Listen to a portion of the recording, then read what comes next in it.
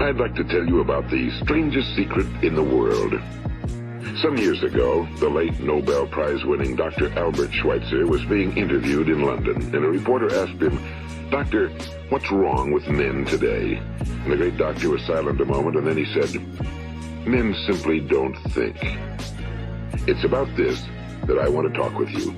We live today in a golden age. This is an era that man has looked forward to, dreamed of, and worked toward for thousands of years. But since it's here, we pretty well take it for granted. We in America are particularly fortunate to live in the richest land that ever existed on the face of the earth, a land of abundant opportunity for everyone. But do you know what happens? Well, let's take 100 men who start even at the age of 25. Do you have any idea what will happen to those men by the time they're 65? These 100 men who all start even at the age of 25 believe they're going to be successful. If you ask any one of these men if he wanted to be a success, he'd tell you he did. And you'd notice that he was eager toward life, that there was a certain sparkle to his eye, an erectness to his carriage, and life seemed like a pretty interesting adventure to him. But by the time they're 65, 1 will be rich. 4 will be financially independent. 5 will still be working. 54 will be broke. Now think a moment. Out of the 100, only 5 make the grade. Now why do so many fail? What has happened to the sparkle that was there when they were 25? What's become of the dreams, the hopes, the plans? And why is there such a large disparity between what these men intended to do and what they actually accomplished? When we say about 5% achieve success, we have to define success. And here's the best definition I've ever been able to find. Success is the progressive realization of a worthy ideal. If a man is working toward a predetermined goal and knows where he's going, that man is a success. If he's not doing that, he's a failure. Success is the progressive realization of a worthy ideal. Rollo May, the distinguished psychiatrist, wrote a wonderful book called Man's Search for Himself. And in this book he says, the opposite of courage in our society is not cowardice. It is conformity. And there you have the trouble today. It's conformity, people acting like everyone else without knowing why, without knowing where they're going. Now think of it. In America right now, there are over 18 million people 65 years of age and older. And most of them are broke. They're dependent on someone else for life's necessities. Now, we learn to read by the time we're 7. We learn to make a living by the time we're 25. Usually by that time, we're not only making a living, we're supporting a family. And yet, by the time we're 65, we haven't learned how to become financially independent in the richest land that has ever been known. Why? We conform. And the trouble is that we're acting like the wrong percentage group, the 95 who don't succeed. Now, why do these people conform? Well, they really don't know. These people believe that their lives are shaped by circumstances, by things that happen to them, by exterior forces. They're outer-directed people. A survey was made one time that covered a lot of men, working men, and these men were asked, why do you work? Why do you get up in the morning?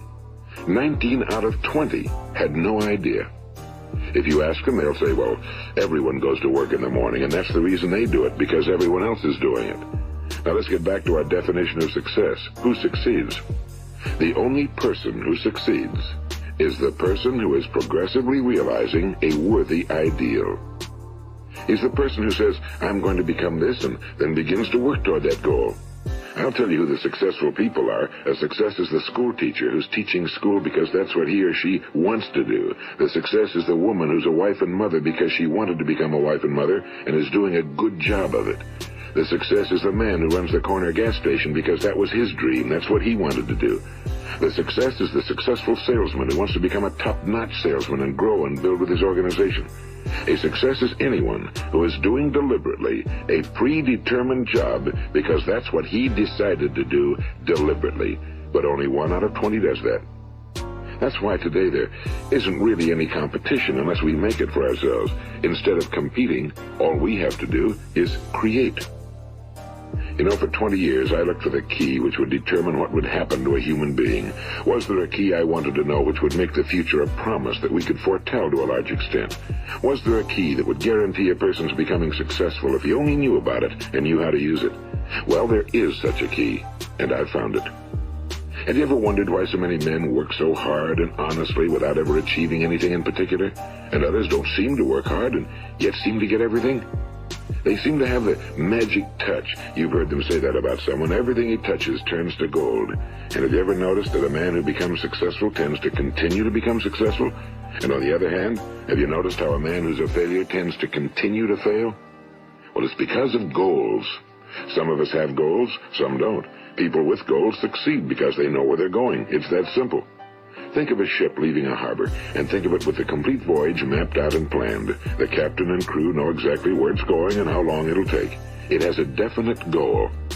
Now, 9,999 times out of 10,000, it will get to where it started out to get. Now, let's take another ship, just like the first, only let's not put a crew on it or a captain at the helm. Let's give it no aiming point, no goal, no destination. We just start the engines and let it go. I think you'll agree with me that if it gets out of the harbor at all, it will either sink or wind up on some deserted beach, a derelict. It can't go anyplace because it has no destination and no guidance, and it's the same with a human being. Take the salesman, for example. There's no other person in the world today with the future of a good salesman. Selling is the world's highest paid profession, if we're good at it and if we know where we're going. Every company needs top-notch salesmen, and they reward those men. The sky's the limit for them. But how many can you find? Someone once said the human race is fixed, not to prevent the strong from winning, but to prevent the weak from losing. The American economy today can be likened to a convoy in time of war. The entire economy is slowed down to protect its weakest link, just as the convoy had to go at the speed that would permit its slowest vessel to remain in formation. That's why it's so easy to make a living today. It takes no particular brains or talent to make a living and support a family today. So we have a plateau of so-called security, if that's what a person's looking for. But we do have to decide how high above this plateau we want to aim. Now let's get back to the strangest secret in the world, the story that I wanted to tell you today. Why do men with goals succeed in life and men without them fail? Well, let me tell you something which, if you really understand it, will alter your life immediately. If you understand completely what I'm going to tell you from this moment on, your life will never be the same again. You will suddenly find that good luck just seems to be attracted to you. The things you want just seem to fall in line, and from now on you won't have the problems, the worries, the gnawing lump of anxiety that perhaps you've experienced before. Doubt, fear, well, they'll be things of the past. Here's the key to success and the key to failure. We become what we think about. Now let me say that again. We become what we think about. Throughout all history, the great wise men and teachers, philosophers and prophets have disagreed with one another on many different things. It's only on this one point that they are in complete and unanimous agreement. Listen to what Marcus Aurelius, the great Roman emperor, said. A man's life is what his thoughts make of it. Disraeli said this, everything comes if a man will only wait. I've brought myself by long meditation to the conviction that a human being with a settled purpose must accomplish it, and that nothing can resist a will that will stake even existence for its fulfillment. Ralph Waldo Emerson said this, a man is what he thinks about all day long. William James said, the greatest discovery of my generation is that human beings can alter their lives by altering their attitudes of mind. And he also said, we need only in cold blood act as if the thing in question were real, and it will become infallibly real by growing into such a connection with our life that it will become real. It will become so knit with habit and emotion that our interest in it will be those which characterize belief. And he also said, if you only care enough for a result, you will almost certainly attain it. If you wish to be rich, you will be rich. If you wish to be learned, you will be learned. If you wish to be good, you will be good. Only you must then really wish these things and wish them exclusively, and not wish at the same time 100 other incompatible things just as strongly. In the Bible, you read in Mark 9:23, if thou canst believe, all things are possible to him that believeth. My old friend Dr. Norman Vincent Peale put it this way, this is one of the greatest laws in the universe. Fervently do I wish I had discovered it as a very young man. It dawned upon me much later in life, and I found it to be one of the greatest, if not my greatest discovery outside of my relationship to God. The great law, briefly and simply stated, is that if you think in negative terms, you will get negative results. If you think in positive terms, you will achieve positive results. That is the simple fact, he went on to say, which is at the basis of an astonishing law of prosperity and success. In 3 words, believe and succeed. William Shakespeare put it this way: our doubts are traitors and make us lose the good we oft might win by fearing to attempt. George Bernard Shaw said, people are always blaming their circumstances for what they are. I don't believe in circumstances. The people who get on in this world are the people who get up and look for the circumstances they want, and if they can't find them, make them. Well, that's pretty apparent, isn't it? And every person who discovered this for a while believed that he was the first one to work it out. We become what we think about. Now, it stands to reason that a person who's thinking about a concrete and worthwhile goal is going to reach it, because that's what he's thinking about, and we become what we think about. Conversely, the man who has no goal, who doesn't know where he's going, and whose thoughts must therefore be thoughts of confusion and anxiety and fear and worry, becomes what he thinks about. His life becomes one of frustration and fear and anxiety and worry. And if he thinks about nothing, he becomes nothing. Now, how does it work? Why do we become what we think about? Well, I'll tell you how it works as far as we know. Now, to do this, I want to tell you about a situation that parallels the human mind. Suppose a farmer has some land, and it's good fertile land. Now, the land gives the farmer a choice. He may plant in that land whatever he chooses. The land doesn't care. It's up to the farmer to make the decision. Now, remember, we're comparing the human mind with the land because the mind, like the land, doesn't care what you plant in it. It will return what you plant, but it doesn't care what you plant. Now let's say that the farmer has 2 seeds in his hand. One is a seed of corn, the other is nightshade, a deadly poison. He digs 2 little holes in the earth and he plants both seeds, one corn, the other nightshade. He covers up the holes, waters, and takes care of the land, and what will happen? Invariably, the land will return what's planted. As it's written in the Bible, as ye sow, so shall ye reap. Now remember, the land doesn't care. It'll return poison in just as wonderful abundance as it will corn. So up come the 2 plants, one corn, one poison.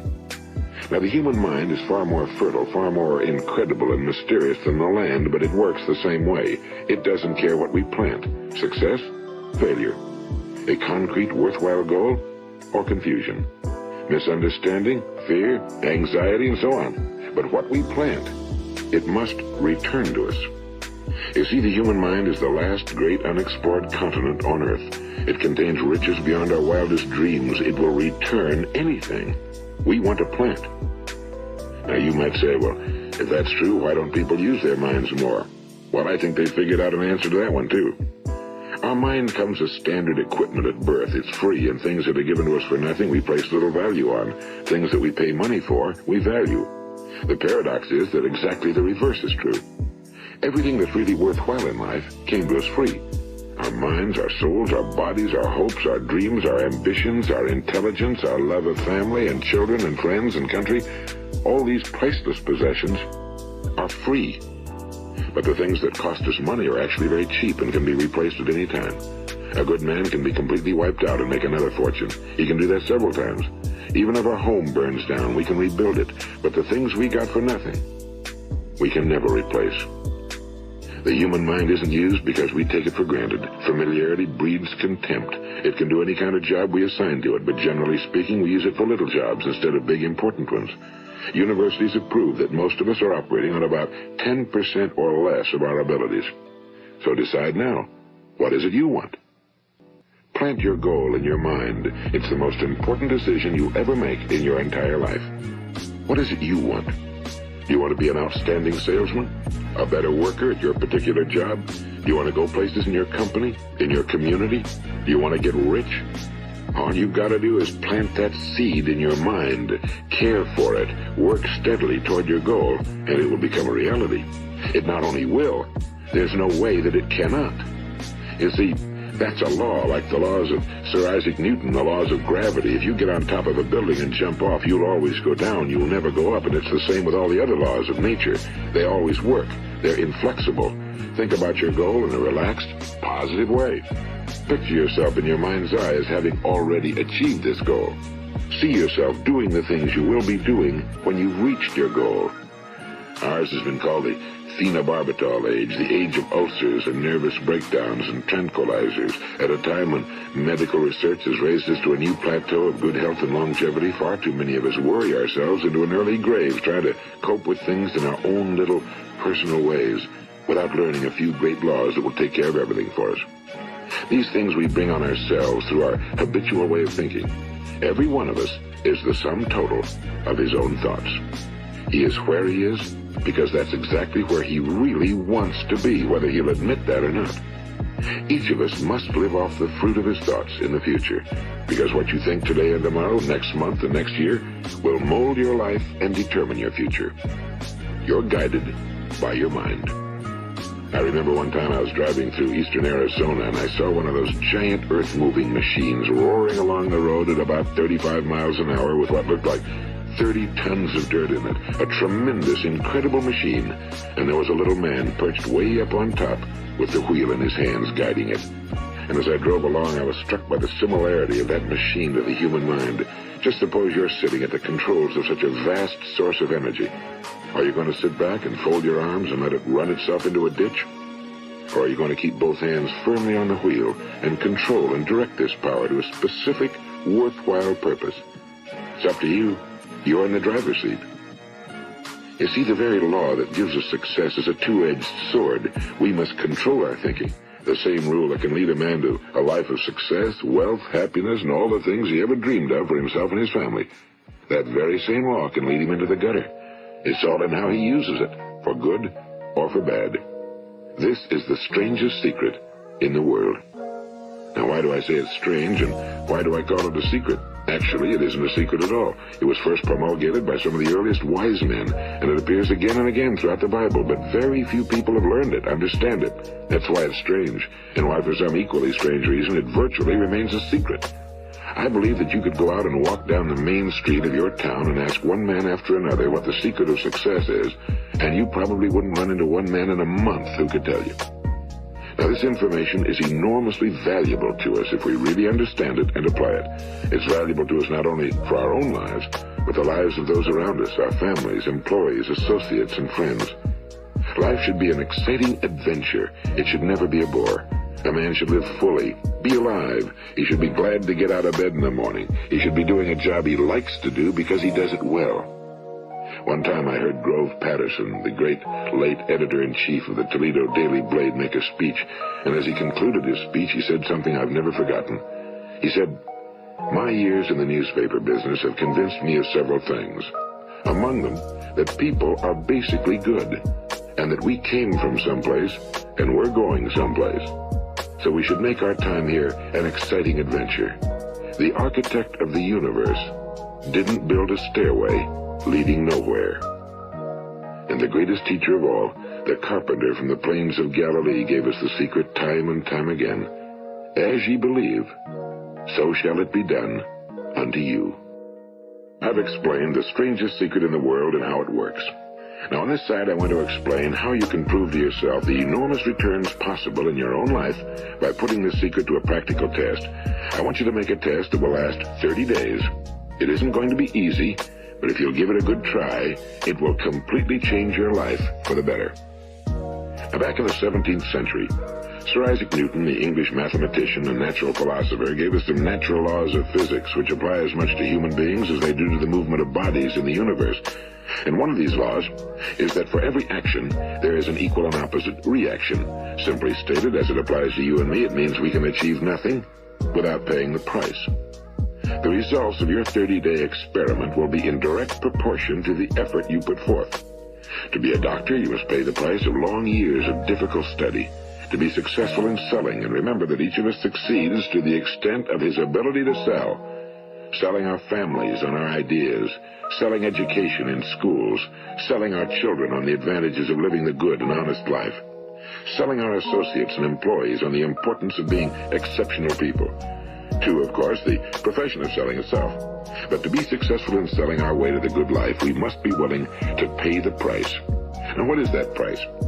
Well, it's many things. First, it's understanding emotionally as well as intellectually that we literally become what we think about, that we must control our thoughts if we're to control our lives. It's understanding fully that as ye sow, so shall ye reap. Second, it's cutting away all fetters from the mind and permitting it to soar as it was divinely designed to do. It's the realization that your limitations are self-imposed and that the opportunities for you today are enormous beyond belief. It's rising above narrow-minded pettiness and prejudice.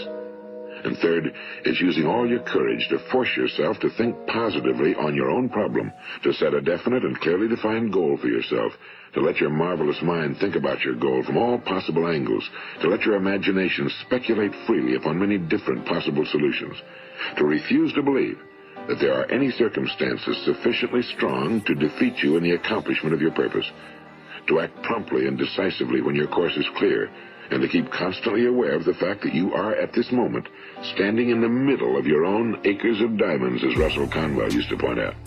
And fourth, save at least 10% of every dollar you earn. It's also remembering that no matter what your present job, it has enormous possibilities if you're willing to pay the price. Now let's just go over the important points in the price each of us must pay to achieve the wonderful life that can be ours. It is, of course, worth any price. 1. You will become what you think about. 2. Remember the word imagination and let your mind begin to soar. 3. Courage. Concentrate on your goal every day. 4. Save 10% of what you earn. And 5. Action. Ideas are worthless unless we act on them. Now, I'll try to outline the 30-day test I want you to make. Keep in mind that you have nothing to lose by making this test and everything you could possibly want to gain. There are two things that may be said of everyone. Each of us wants something, and each of us is afraid of something. I want you to write on a card what it is you want more than anything else. It may be more money. Perhaps you'd like to double your income or make a specific amount of money. It may be a beautiful home. It may be success at your job. It may be a particular position in life. It could be a more harmonious family. Each of us wants something. Now write down on your card specifically what it is you want. Make sure it's a single goal and clearly defined. You needn't show it to anyone, but carry it with you so that you can look at it several times a day. Think about it in a cheerful, relaxed, positive way each morning when you get up. And immediately you have something to work for, something to get out of bed for, something to live for. Look at it every chance you get during the day and just before going to bed at night. And as you look at it, remember that you must become what you think about, and since you're thinking about your goal, you realize that soon it will be yours. In fact, it's yours really, the moment you write it down and begin to think about it. Look at the abundance all around you as you go about your daily business. You have as much right to this abundance as any other living creature. It's yours for the asking. Now we come to the difficult part. Difficult because it means the formation of what is probably a brand new habit, and new habits are not easily formed. Once formed, however, it will follow you for the rest of your life. Stop thinking about what it is you fear. Each time a fearful or negative thought comes into your consciousness, replace it with a mental picture of your positive and worthwhile goal. And there'll come times when you'll feel like giving up. It's easier for a human being to think negatively than positively. That's why only 5% are successful. You must begin now to place yourself in that group. For 30 days, you must take control of your mind. It will think about only what you permit it to think about. Each day for this 30-day test, do more than you have to do. In addition to maintaining a cheerful, positive outlook, give of yourself more than you've ever done before. Do this knowing that your returns in life must be in direct proportion to what you give. The moment you decide on a goal to work toward, you're immediately a successful person. You are then in that rare and successful category of people who know where they're going. Out of every 100 people, you belong to the top 5. Don't concern yourself too much with how you're going to achieve your goal. Leave that completely to a power greater than yourself. All you have to do is know where you're going. The answers will come to you of their own accord and at the right time. Remember these words from the Sermon on the Mount, and remember them well. Keep them constantly before you this month of your test. Ask, and it shall be given you. Seek, and ye shall find. Knock, and it shall be opened unto you. For every one that asketh receiveth, and he that seeketh findeth, and to him that knocketh it shall be opened. It's as marvelous and as simple as that. In fact, it's so simple that in our seemingly complicated world, it's difficult for an adult to understand that all he needs is a purpose and faith. For 30 days, do your very best. If you're a salesman, go at it as you've never done before, not in a hectic fashion, but with the calm, cheerful assurance that time well spent will give you the abundance in return you deserve and want. If you're a homemaker, devote your 30-day test to completely giving of yourself without thinking about receiving anything in return, and you'll be amazed at the difference it makes in your life. No matter what your job, do it as you've never done it before for 30 days. And if you've kept your goal before you every day, you'll wonder and marvel at this new life you've found. Dorothea Brand, the outstanding editor and writer, discovered it for herself and tells about it in her fine book, Wake Up and Live. Her entire philosophy is reduced to the words, act as though it were impossible to fail. She made her own test with sincerity and faith, and her entire life was changed to one of overwhelming success. Now, you make your test for 30 full days. Don't start your test until you've made up your mind to stick with it. You see, by being persistent, you're demonstrating faith. Persistence is simply another word for faith. If you didn't have faith, you'd never persist. If you should fail during your first 30 days, by that I mean suddenly find yourself overwhelmed by negative thoughts, you've got to start over again from that point and go 30 more days. Gradually, your new habit will form until you find yourself one of that wonderful minority to whom virtually nothing is impossible. And don't forget the card. It's vitally important as you begin this new way of living. On one side of the card, write your goal, whatever it may be. On the other side, write the words we've quoted from the Sermon on the Mount. Ask, and it shall be given you.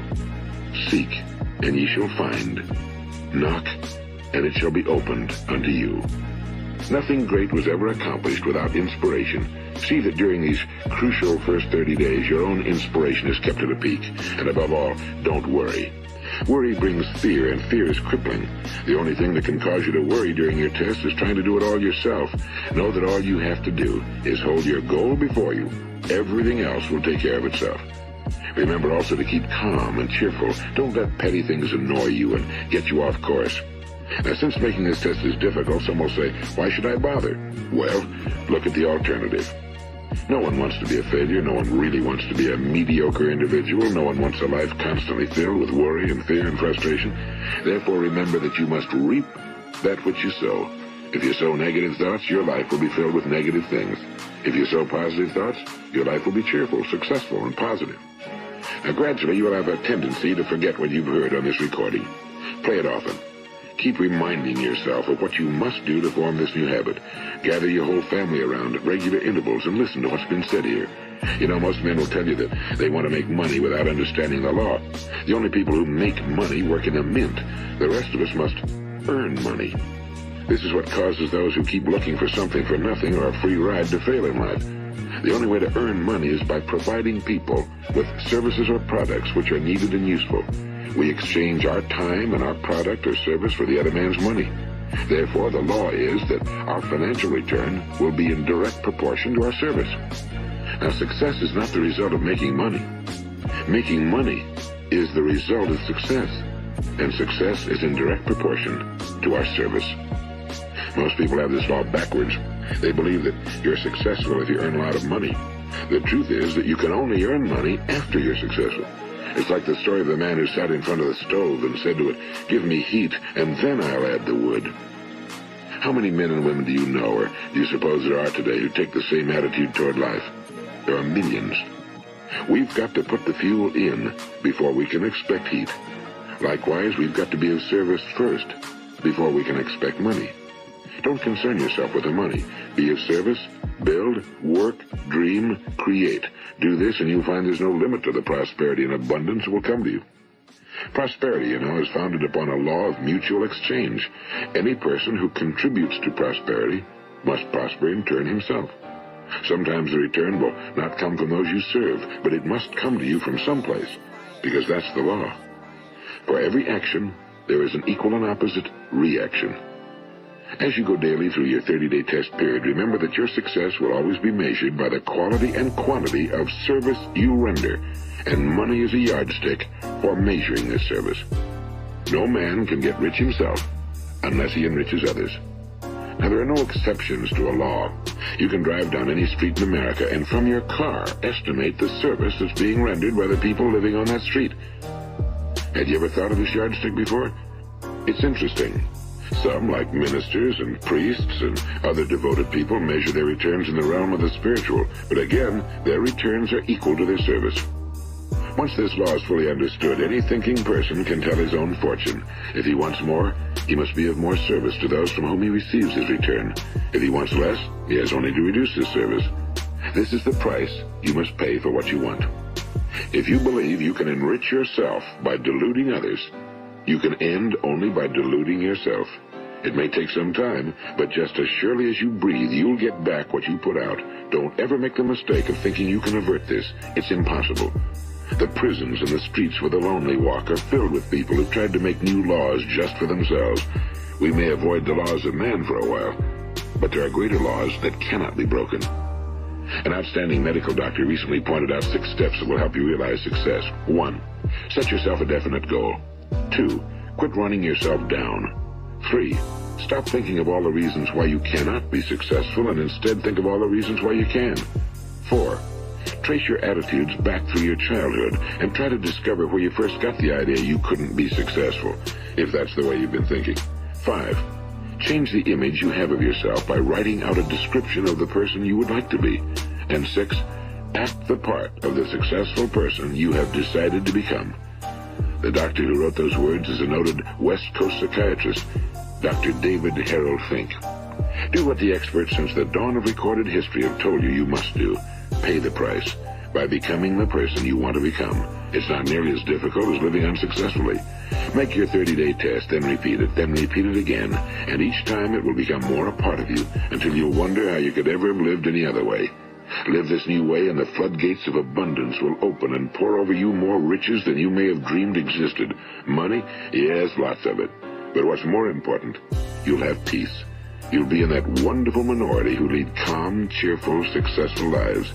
Start today. You have nothing to lose, but you have a whole life to win. This is Earl Nightingale, and thank you.